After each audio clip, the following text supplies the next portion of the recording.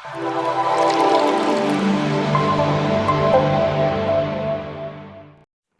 Friends, welcome to lively pearls. இன்றைக்கி நான் கடலை மாவில் மசாலா பிரெட் டோஸ்ட் எப்படி செய்யணும்னு காட்ட போகிறேன். அதுக்கு வேண்டியது ஒரு பெரிய கப்பு கடலை மாவு,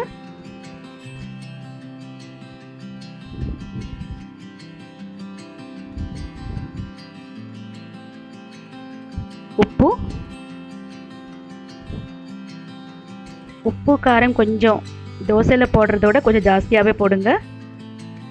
காரத்தூள், மிளகாத்தூள்,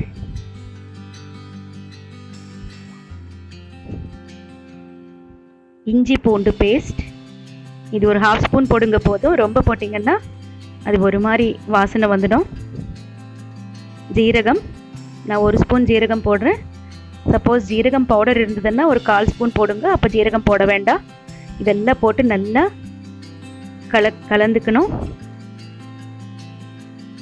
அதில் தண்ணி போடுங்க. தண்ணி போட்டு நம்ம தோசை மாவு மாதிரி இது கலக்கணும்.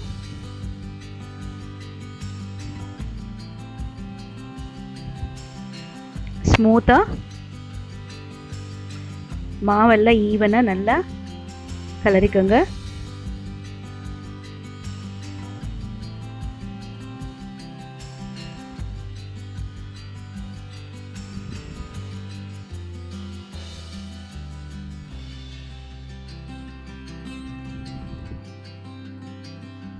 இதை பாருங்கள், இந்த கான்சிஸ்டன்சியில் பண்ணணும்.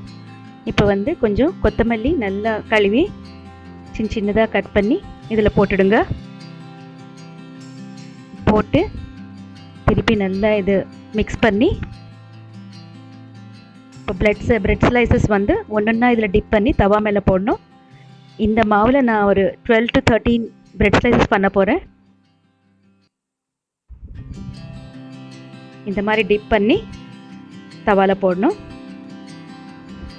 இதை பாருங்கள், தவா சூடானதும் இந்த மாதிரி எண்ணெய் போட்டு நம்ம தோசைக்கு எப்படி போட்டுக்கிறோமோ அப்படி அந்த பிரெட் ஸ்லைசஸ் எல்லாம் தனித்தனியாக டிப் பண்ணி தவா மேலே போட்டுக்கணும். ஒரே வாட்டி நீங்கள் 3 இல்லை 4 டோஸ்ட் பண்ணிக்கலாம். இது ஸ்டவ் சிம்மில் வச்சு மெதுவாக நல்லா ஃப்ரை ஆகணும். சீக்கிரமாகவே ஆகிடும், அவ்வளோ நேரம் ஆகாது.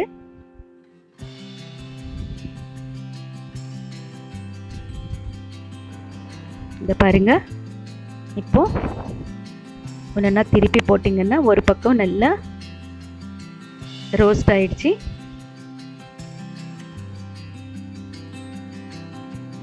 இது இன்னொரு பக்கமும் இதே மாதிரி சிம்மில் வச்சு கொஞ்சம் எண்ணெய் போடுங்க.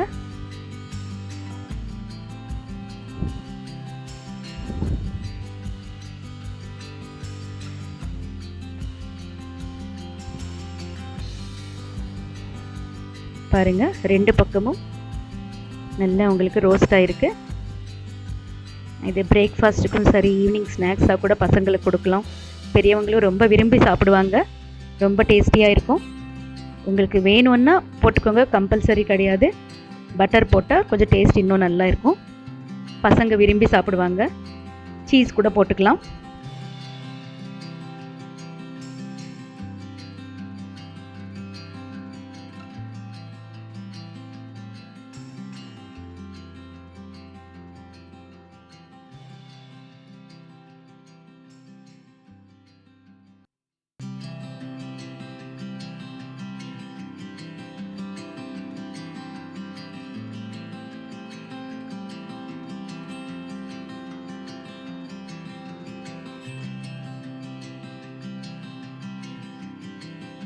உங்களுக்கு வேணும்னா சாஸில் சின்ன சின்ன ஸ்மைலி அந்த மாதிரி ஏதாவது இது மேலே போட்டிங்கன்னா பசங்களுக்கு ரொம்ப ஆசையாக சாப்பிடுவாங்க.